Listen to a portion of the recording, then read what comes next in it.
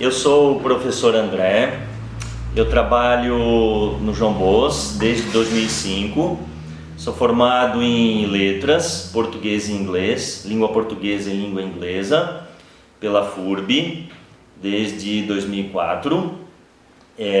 Trabalho aqui com língua portuguesa e literatura, trabalho também na escola João Hassmann, tá, com ensino fundamental, desde 2010. E tento fazer um trabalho fundamentado também na literatura, tá? Como a semente, né, que a gente pode plantar na imaginação desses jovens aí, né, com quem a gente trabalha todos os dias. Eu me considero, na medida em que o nosso papel como professor é abrir os caminhos, né, para os alunos. Muitas vezes o aluno ele está desestimulado, né, ele não sabe para onde ir, e a literatura, a poesia, a arte mexem com a fantasia, né, mexem com a imaginação. E a imaginação é o grande motor que vai te inspirar, né, também a ser uma pessoa melhor, tá? Os livros, a literatura, né, esse campo artístico em geral, ele tem que existir, né? Como diz até o Antônio Cândido, né, no livro dele, Direito à Literatura, né? A literatura é um direito humano, né? Como o direito à moradia, né? O direito à alimentação, o direito à educação. A literatura é fundamental, tá? Para que nos tornemos também mais humanos, para que a nossa natureza humana, nosso espírito esteja mais completo, né, como pessoas de bem, principalmente, né? A literatura serve para criar realmente essa empatia, né, de nós nos colocarmos também no lugar dos personagens, né? Muitas vezes o mundo, o passado, ou até mesmo o presente está muito distante de nós. Nós estamos muito acostumados, né, com aquele momento assim imediato e da realidade. E a literatura nos leva, né, nos leva para campos desconhecidos, que talvez viagem, né? Faz uma viagem, né? Faz uma viagem que talvez nunca a gente vá conseguir estar de maneira presencial, mas uma literatura da época vitoriana, do início do século XIX, uma literatura da Ilíada e da Odisseia, né, que foi escrita ou pelo menos cantada, né, no século VIII a.C., né, na época dos gregos, das batalhas, né, dos mitos, né, de toda essa criação, né, daquele momento, e nós somos levados por esses grandes autores clássicos, né, aqueles mundos desconhecidos, mas que torna pra gente aquilo palpável, tá? Quando a gente realmente mergulha na história. Atravessa as gerações, né? E a obra, ela se mantém viva, né? Como eu falasse, século VIII, ano 2021, mas a obra vem até o nosso encontro. O clássico é isso, né? O Ítalo Calvino, ele já dizia, né, no livro dele sobre os clássicos, né? Das leituras clássicas, que o clássico é aquele que ele nunca perde. É isso que eu tento falar para os alunos, sabe? Por mais que seja difícil hoje com essa instrumentalização do ser humano, sabe? O ser humano ele se tornando cada vez mais instrumento do sistema, instrumento da sociedade, para ter sempre algo útil, né? Para servir sempre como utilidade, para ter sempre aquela coisa do utilitarismo. E a literatura não é isso. A literatura ela é fruição, sabe? A literatura serve para fruir, para você aproveitar de maneira prazerosa isso. Tem utilidade? Claro que tem. Mas a literatura é além da utilidade, sabe? A literatura ela te mostra esses mundos, essas personalidades, esses comportamentos, né? Como é que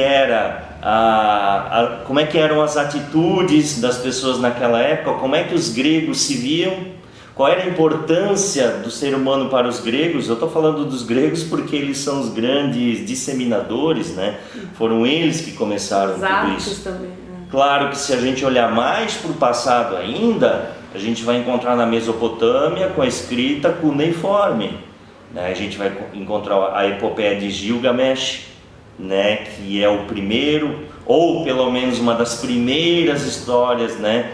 Da literatura mundial, tá? Na Mesopotâmia, naquele reino lá do Uruk, né? O Gilgamesh, o Enkidu, amizade, injustiças, poder, arrogância. Encontramos tudo isso no livro que ele tem, meu Deus, ele tem 4.000 anos de existência, essa história, né?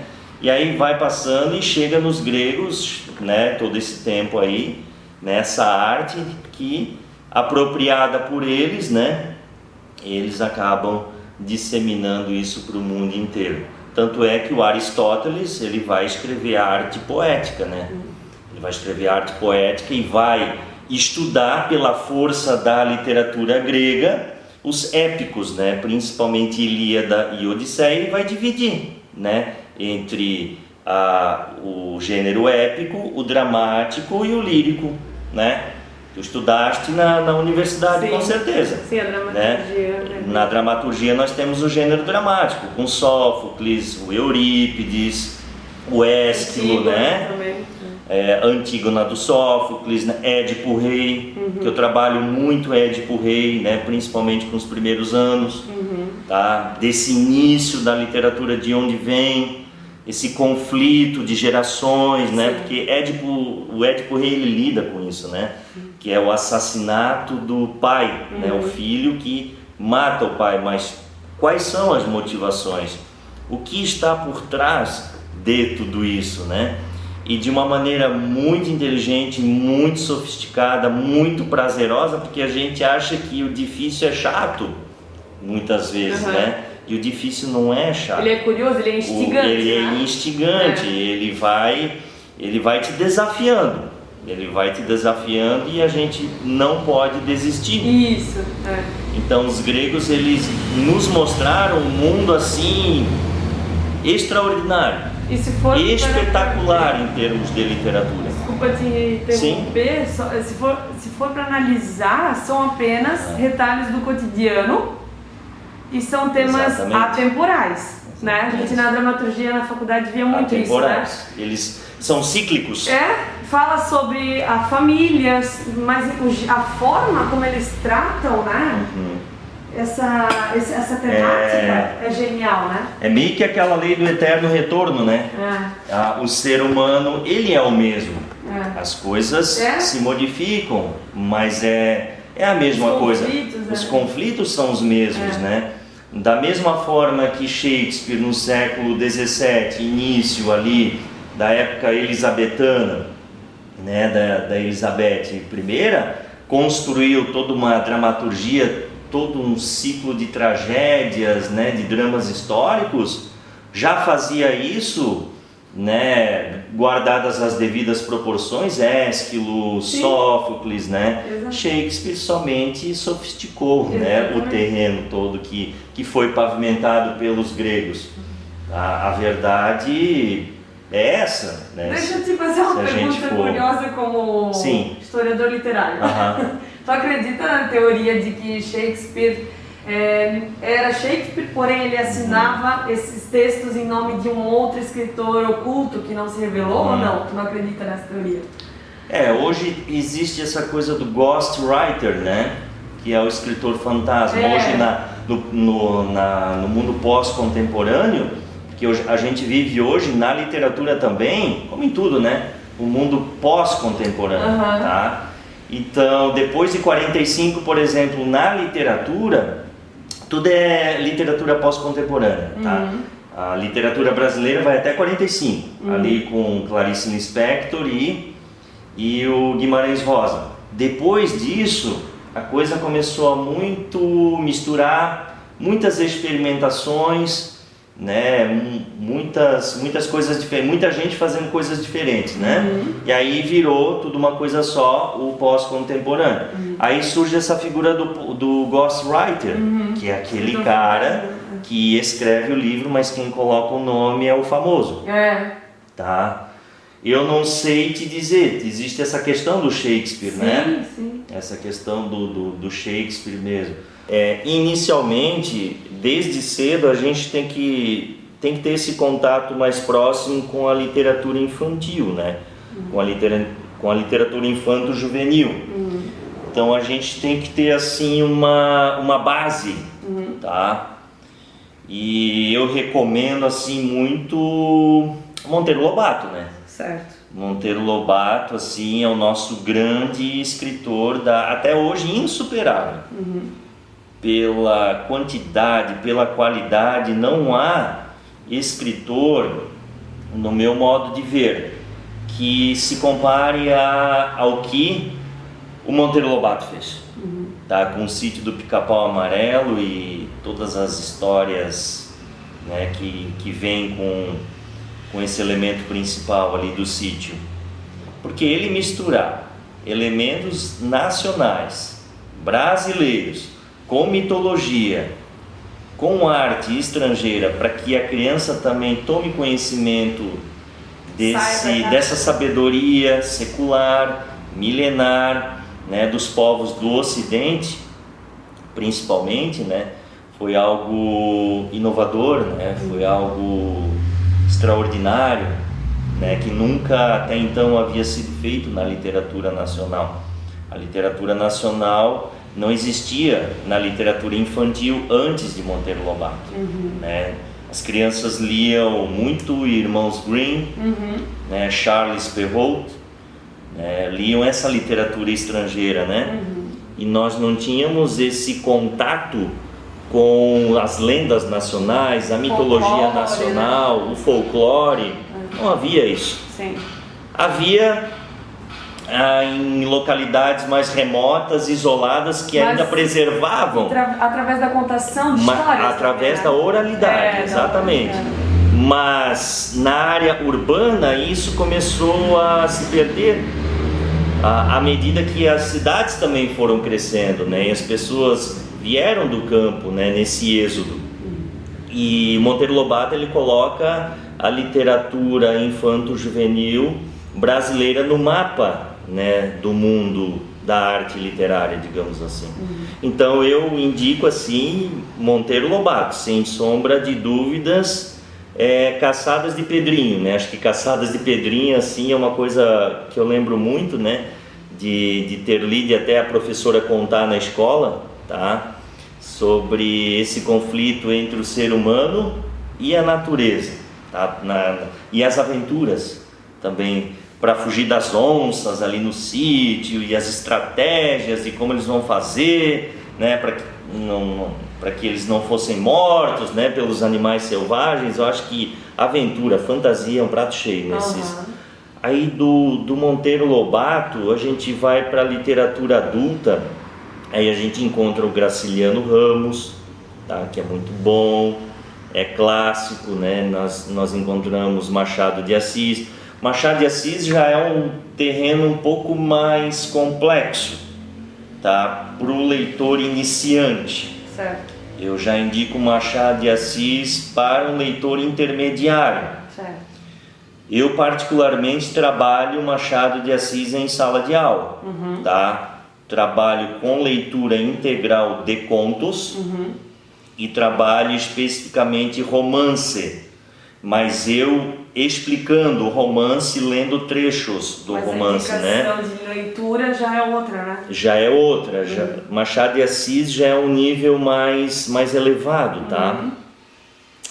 E Graciliano Ramos já é mais acessível porque é mais perto da gente, o Graciliano Ramos, né? Com São Bernardo, Vidas Secas, que tratam sobre as questões do sertão, né, da seca, dos coronéis, do poder, das injustiças. Isso é muito forte naquele espaço. Indico muito Érico Veríssimo, tá? O Tempo e o Vento. Eu acho que nós, como habitantes aqui do sul, né, que moramos no sul, é muito perto essa coisa do gaúcho, dessas tradições. O museu dele em Porto Alegre é fascinante. Tem o museu dele em Porto Alegre, tem o museu dele também em Cruz Alta, tá, no Rio Grande do Sul. que é muito visitado. Então ali do Tempo e o Vento eu recomendo começar por Ana Terra, né? Porque Ana Terra é que começa essa saga praticamente do Tempo e o Vento, que vai se repetir nos livros, né, dessa trilogia, né, do Érico Veríssimo. Eu gosto do Incidente em Antares. Do Incidente em Antares. Virou dramaturgia, um grupo de Porto Alegre também fez. Sim. Quero apresentar aqui em Brusque.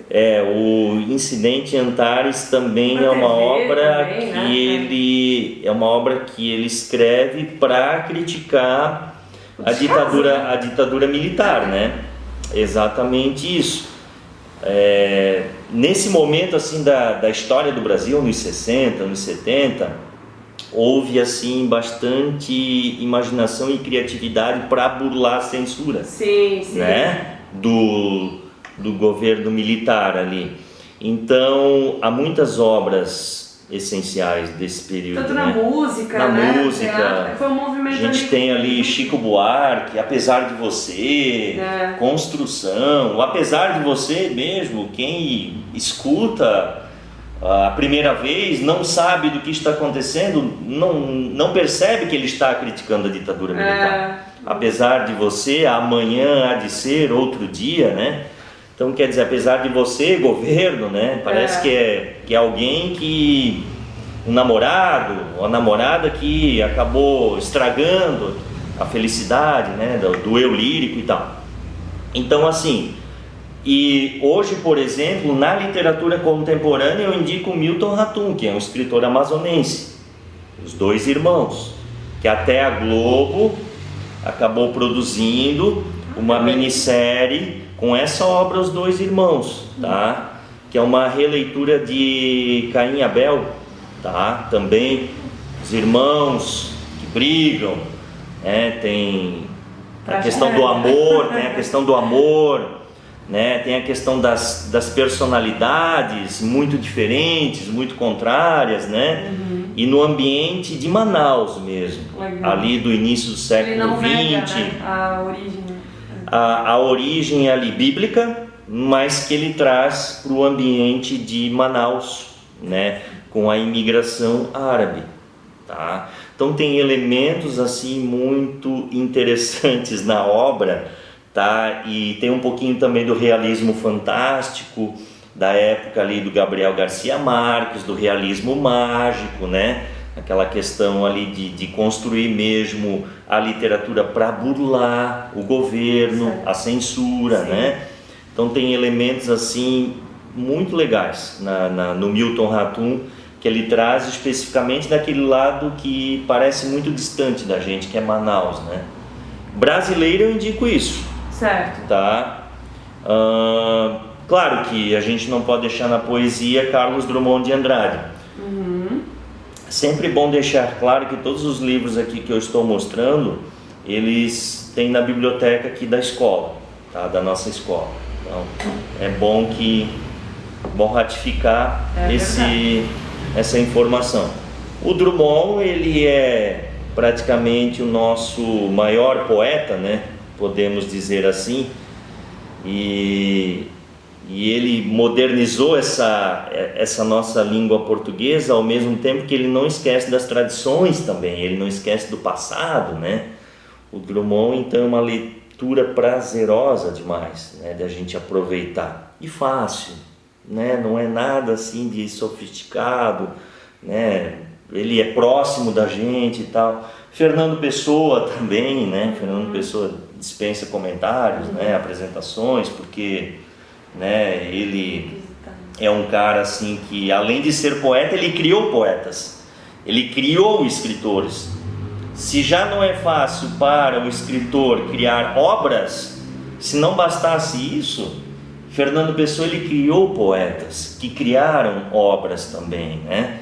Porque ele era uma personalidade que não cabia, ele era um homem em que personalidades não cabiam dentro dele, ele tinha que extravasar, ele tinha que espalhar, democratizar isso, né?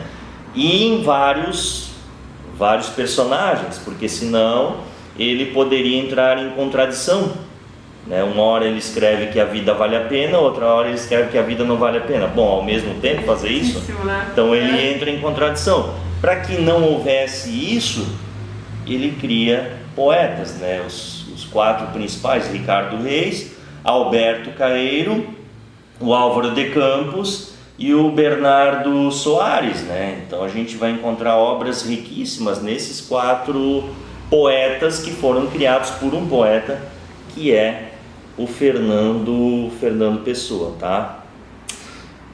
Da literatura estrangeira, além de tudo, eu vou indicar O Estrangeiro, tá? Do Albert Camus, tá? O Estrangeiro é clássico, também desse escritor francês, clássico da literatura universal, do Ocidente, né? Ele trata de um homem na Argélia, ele é argelino, esse personagem, e no início da história ele está indo para uma outra localidade, para um asilo, numa outra cidade. Ele mora na cidade de Oran, tá? Ali da Argélia, e ele está indo para onde? Para o enterro da mãe dele. A mãe dele acabou de morrer, e ele acha muito chato isso, ter que se deslocar da sua cidade, onde ele trabalha, onde tem todas as coisas dele e tal, e se deslocar para o enterro da mãe. Chega lá no asilo, ele vai velar a mãe, todo o protocolo, claro, é feito, né, enterro, aquela coisa toda, e ele não derrama uma lágrima. Então isso, pro leitor, é chocante, impressiona de tal forma que você não consegue acreditar como um filho vai no enterro da sua mãe e não derrama uma lágrima. Muito pelo contrário, ele não quer estar ali, ele não está interessado no enterro da mãe. Ele quer que o enterro demore o menos possível para voltar para casa. Estrangeiro, nós nos sentimos algumas vezes estrangeiros também. Parece que nós estamos fora do tempo, parece que nós estamos fora do lugar. Muitas vezes parece que as pessoas não nos entendem e nós nos sentimos às vezes deslocados nisso, tá? O livro é bem típico do adolescente. Eu indico muito para adolescente, tá? Também é uma leitura assim bem acessível, bem prazerosa, né? Bem poética, do Albert Camus. Oscar Wilde, tá? O Retrato de Dorian Gray é essencial. Hoje também essa questão da beleza, dessa questão do filtro Instagram, né? A gente tem que parecer sempre perfeitos, alegres, bonitos, né? As aparências são essenciais hoje, infelizmente. As aparências é o que dita a moda, as aparências é que ditam a moda, né? Ditam comportamentos, né? Tudo que a gente vive. E se você levar sua mente para o caminho das aparências, da beleza física, coisas muito piores podem acontecer, tá? E o Retrato de Dorian Gray lida muito com isso. É a história de um menino, um jovem que nunca envelhece. Ele nunca envelhece. Chegou um determinado momento da vida dele, com 20 e poucos anos, ele nunca mais vai envelhecer. Então passam-se vários anos, ou até décadas, e ele permanece sempre da mesma forma. Bonito, elegante, encantador, sedutor, sempre. Por que isso? Nós temos um elemento fantástico, sobrenatural aqui, que vai explicar por que ele permanece jovem. E qual é a consequência disso? E você levar isso às últimas consequências, tá? Muito interessante. Vai surpreender bastantes pessoas, tá? Bastantes leitores. Aqui é uma distopia, tá? Do George Orwell. Muito essa coisa que a gente vive das fake news, tá? muito do que a gente vive do momento pós-verdade, discurso de ódio. O George Orwell, em 1948, quando a obra foi lançada, ele já previa isso. Ele previa para 1984, que é o título da obra, né?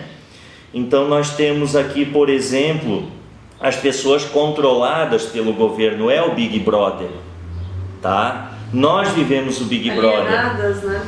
e tendo que acreditar naquilo que o governo prega, naquilo que o governo impõe, porque você não tem saída, tá? Então você ou acredita naquilo ou é perseguido, entendeu? Há delações de filhos contra famílias, o governo coloca os filhos contra as famílias que querem fugir desse controle de 24 horas, né, pregado pelo governo. Nós temos os 2 minutos de ódio também, que eles vão para uma salinha, tipo um teatro, e é colocada a projeção de um líder da oposição, tá? E aí eles ficam 2 minutos assim xingando o cara. O que é hoje a rede social? As pessoas, elas se odeiam, tá? Não basta odiar, você tem que falar que odeia. O George Orwell, ele já coloca isso, tá? Temos ali o Ministério da Cultura, nesse livro em que as obras são escritas por máquinas, tá? Na época, no futuro, as obras no livro são escritas por máquinas. Por quê? Porque não interessa sensibilidade, fruição, aquela coisa que a gente falou, não interessa nada, fantasia, tá? A gente não precisa saber disso na obra, na história em si, a população não precisa saber disso, né? Não basta a máquina escrever que está tudo certo. Desumaniza, né? Desumaniza, é um mundo desumanizado completamente. É quando há essa instrumentalização do ser humano se tornando artificial ao extremo, tá? Mas tem um personagem ali que vai tentar lutar contra isso, tá? Ainda resta uma resistência, resta uma esperança, né? Porque literatura é resistência hoje, né? Ler é um ato de rebeldia, né? Quando você encontra alguém lendo George Orwell, alguém lendo Drummond, alguém lendo Dorian Gray, o retrato de Dorian Gray, é uma coisa meio alienígena isso, né? Infelizmente. Quando a gente tem a rede social muito presente, Instagram, né, e tudo isso. São obras, assim, de início que eu indico para leitura, tá? Tem mais, só que inicialmente é isso mesmo, tá? É uma maneira de democratizar, né? Certo. É uma maneira de você divulgar o seu produto. Hoje a rede social, a internet é para isso, né? É para que você aproveite os seus recursos, né? Da melhor maneira possível. Mas tu acha que ali se perde um pouco o filtro do que é... Se perde. Se perde porque não há critérios, parece, sabe? Eu vou citar o exemplo da poesia. Só porque a poesia é o campo mais livre da literatura, quando a gente compara com romance, quando a gente compara com conto, crônica, a poesia, por ela ser menor, né, um texto menor, um texto mais livre, um texto mais flexível, parece que qualquer coisa que eu faça em termos de poesia vale. Aquele termo, né? Tudo vira poesia. Tudo vira poesia, como tudo vira arte. A curadoria disso. As artes plásticas, né, caminharam desde o início do século XX para isso, tudo pode virar arte, né? Como, por exemplo, o Marcel Duchamp, aquele francês doido, que simplesmente pegou um mictório, colocou no museu e disse que é arte. Então, quer dizer, é anarquia isso, virou um campo sem lei, né? Virou um campo sem regras, sem muitos critérios. Na verdade, o critério é não ter mais critérios, tá? Então, eu acho um terreno fértil, muito, ao mesmo tempo, democrático, só que se perde justamente quando não há, em alguns momentos, qualidade, tá? como nós presenciávamos, né, e presenciamos quando olhamos para o passado. Porque quando a gente fala de literatura, o Milton Ratum ele diz isso, né? Qual é o futuro da literatura? O futuro da literatura é o passado? Se nós não olharmos para o passado, como é que a gente vai avançar? Tá? Para que houvesse, por exemplo, o realismo do Machado de Assis, do Dostoiévski, em quem que eles se inspiraram? Machado de Assis se inspirou em José de Alencar, você está entendendo? Quando esses jovens escrevem, quando nós temos a literatura nas redes sociais, em quem que eles se inspiram? São nos grandes clássicos? São nos grandes poetas? Nos mestres? Será que é sempre assim? Mas até mesmo para desconstruir, né? Até mesmo para contestar é interessante. Isso, né? Quando tu quer desconstruir algo, tu tem que construir algo primeiro, Eu não posso escrever poesia só porque é um terreno flexível, mas se eu não tiver leituras. Isso. Se eu não tiver o contato, né? Se eu não tiver uma bagagem, a minha arte ela não vai se desenvolver daquela maneira. Eu não digo ideal, porque ideal é muito subjetivo, sabe? Mas com aqueles critérios do bom gosto, da fruição, né? Que a gente sempre viu na literatura. Não se consolida, né? Não se consolida, fica muito aberto, sabe? Fica muito amplo e se perde o controle. Aí vai para o terreno da vaguidão. Tá? Então, assim, eu acredito e eu acho interessante as redes sociais serem usadas para isso, mas tem que se tomar exatamente um cuidado para que isso não se perca em nada, né? Vá assim, sem controle, digamos assim. Tá? Diziam que a internet ia matar a televisão. Diziam que com o surgimento da internet a televisão ia morrer. E pelo contrário. E a televisão, o rádio. E o rádio. Também diziam que o rádio ia morrer com o surgimento da televisão. E sempre foi assim, né? Uma substituindo a outra, mas a outra continuando, né? Sempre, né? Se diversificando. É uma coisa meio metamorfose, sabe? Elas vão se adaptando ao momento, né? O rádio vem se adaptando ao momento, até com os podcasts, né? Verdade. Os podcasts hoje são muito fortes nesse sentido, né? Pela influência do rádio. Mas é uma extensão do rádio, exatamente a gente pode dizer, tá? E eu particularmente não gosto de ler obras digitais.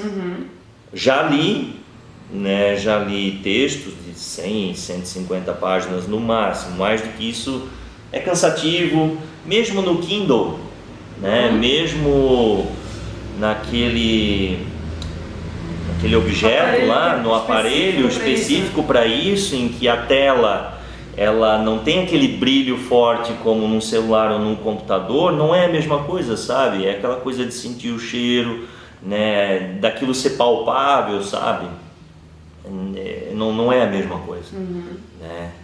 E comprar livros e consumir livros é ato de resistência quando nós temos um pessoal aí ligado ao governo ou ao mesmo tempo, né, na tributação aí dos produtos que querem a taxação dos livros, né? O que está correndo essa conversa, essa discussão muito forte que veio à tona nas últimas semanas de argumentar que somente a classe média consome literatura, consome livros, né? E por isso que o livro pode se tornar um produto mais caro, quando na verdade o direito da literatura ele é universal, né? O do Antônio Cândido, né? Toda pessoa, independente da classe social, independente da raça, independente da cultura, né? Independente da religião ou qualquer preferência, tem direito a comprar o seu livro. E o livro ele tem que ser acessível né? Você tem que criar possibilidade de comprar livros e não cercear essa possibilidade, né? Você tem que dar a chance para as pessoas que muitas vezes ganham lá o salário mínimo, 2 salários mínimos, né? Classe média baixa, mas de comprar esse livro, né? Porque oportunizar, né? Porque o livro ele vai te levar a um outro patamar, a leitura vai te levar para uma outra condição, sabe? De você melhorar como ser humano, tá? De melhorar de vida. E se você não comprar os livros, né? Se você não tiver acesso a eles, o conhecimento, como sempre foi na história da humanidade, vai ficar restrito a grupos minoritários que estão no poder, tá? Então eles vão controlar esse conhecimento e as pessoas que não tiverem acesso a isso vão ser controladas por eles. Historicamente foi assim. Eu até lendo O Triste Fim de Policarpo Quaresma, encontrei um trecho que vem ao encontro disso, né? Quando Policarpo Quaresma, que não era formado em nada, o personagem, título do livro, né? Ele não é formado, graduado em nada, mas ele tinha uma biblioteca imensa e os vizinhos comentavam, mas como? Não é formado, né? Não estudou. E tem uma biblioteca, parece que para ter livros, para comprar livros, você tem que ser uma pessoa estudada, elitizada, exatamente, você tem que ter diploma. E não é assim, né? Para que a pessoa suba de condição social, para que a natureza humana dela melhore, o livro, ele é assim um produto fundamental.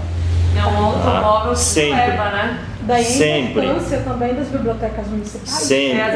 As bibliotecas, inclusive alguns livros que eu mostrei tem na biblioteca municipal. Esse, por exemplo, chegou também, né, na biblioteca municipal. Indicadíssima a leitura dessa obra, até para a gente entender o momento atual.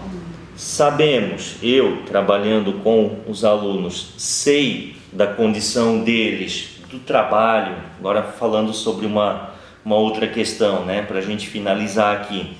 Eles trabalham muito, nós vivemos numa região privilegiada no sentido do trabalho, tá? Nós temos emprego, a crise, né, que a gente enfrenta no nosso país não chega com tanta força aqui, né, na cidade ou cidades próximas, né, na nossa região, e por isso os alunos trabalham muito, né, alunos jovens em si, aqueles com quem eu tenho contato, com quem a gente, né, nós professores temos contato em sala de aula.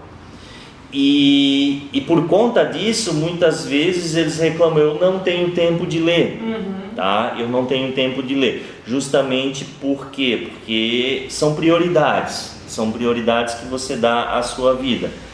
E o papel do professor de literatura, ele é hercúleo nesse sentido, tá? Ele é homérico, né? Até para citar homérico, grandioso, né? Ele é desafiador de fazer o aluno entender que é importante, tá? Que é fruição, que é prazeroso. A partir do momento que você mostra que aquilo é interessante, que é maravilhoso, esse mundo encantado de aventuras e de momentos históricos e culturais e de pessoas que viveram naquela época, isso você trazer para a nossa realidade e comparar é algo assim insuperável quando você consegue fazer, tá? É uma descoberta. É uma descoberta. Dá uma sensação de campeão. É uma epifania, sabe? Quando a gente consegue. Nem sempre a gente consegue, tá? A gente tem que ser realista nesse sentido, mas a gente tem que tentar. Até mesmo a catarse através dos livros, né? Essa catarse ele tem que ter. Imagine alguns anos atrás os alunos nossos aqui que nós levávamos ao teatro de Brusque para assistir ao Incidente Antares, que nós levamos os alunos, nós tínhamos essa parceria, com o pessoal ali meu Deus, agora... do Prisma Cultural, nós tínhamos essa parceria e havia essa coisa da Lei Rouanet muito forte, e os alunos pagavam R$5 para assistir uma peça de nível nacional. Vieram companhias do Rio Grande do Sul, nós assistimos Shakespeare. Vocês sabem o que é isso? Assistir os alunos do ensino médio a assistir a peça Júlio César de Shakespeare no teatro.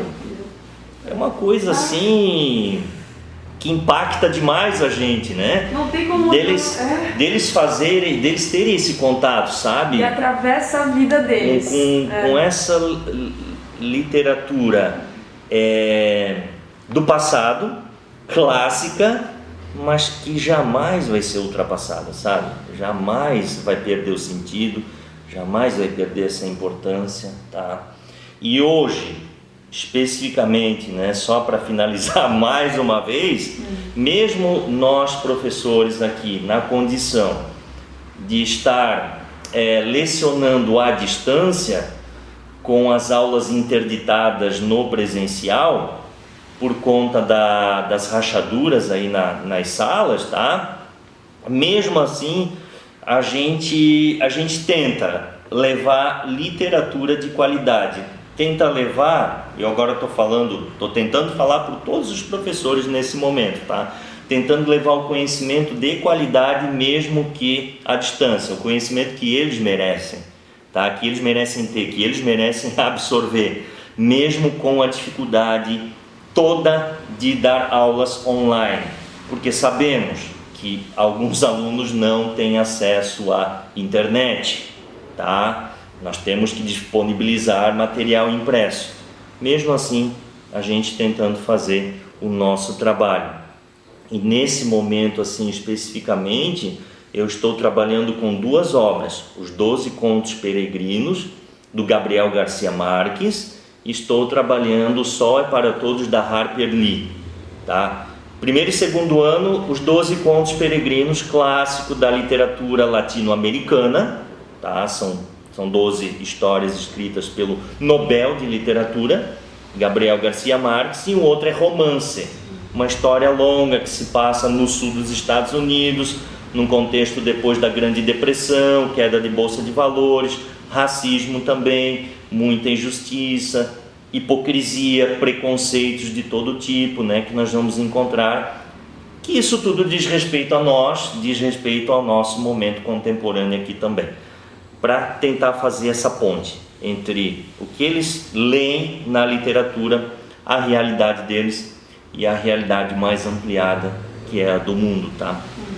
Então, é isso aí. É isso aí, tá? Eu acho que a gente tem que valorizar o conhecimento deixado, tá, ao longo da história para nós, leitores. Nós não podemos deixar isso passar, tá? Nós não podemos deixar que isso se perca, tá? Se grandes poetas, grandes autores, grandes cientistas, grandes homens escreveram obras sensacionais, por que não ler? Esse é o apelo, esse é o alerta que eu faço. É bem aquela coisa às vezes de fazer exercício físico, academia. Alguém alguma vez falou que isso faz mal? Todo mundo fala que isso faz bem. Alguém disse alguma vez que leitura faz mal? Não, nunca ouvi dizer que leitura faz mal. Se leitura não faz mal, pelo contrário, ela é uma excelente terapia, digamos assim, por que não ler? Esse é o apelo que eu faço, e do poder público também, né? Do poder público, incentivar por meio de programas, a Fundação Cultural de Guabiruba, por exemplo, que o que vocês estão fazendo aqui é algo assim de rebeldia mesmo, do bom sentido, de resistência, de não deixar esse conhecimento morrer, de não deixar esse campo artístico se perder, tá? Que com a questão da pós-modernidade, com essa coisa do Bauman falar, né, do mundo líquido, cada vez mais se perdendo as relações humanas, esse contato, esse calor humano, que a gente encontra muito na literatura, muito na poesia, se a gente perder isso, a gente está perdido, a gente vai levar muito tempo aí até se encontrar, tá? Até se encontrar. Já não está fácil de a gente conviver aí nessa realidade maluca, alucinante, em que a maior parte das pessoas preferem ter do que ser, tá? Elas preferem ter. O mais importante é ter e mostrar que você tem, em vez de você ter orgulho daquilo que você é, tá? Daquilo que você construiu, das tradições que vieram com você, sabe? Isso é o essencial para mim, tá? Manter isso, preservar isso. Se a gente conseguir, a gente vai avançar como ser humano, tá? Nesse sentido. É isso. Nada mais.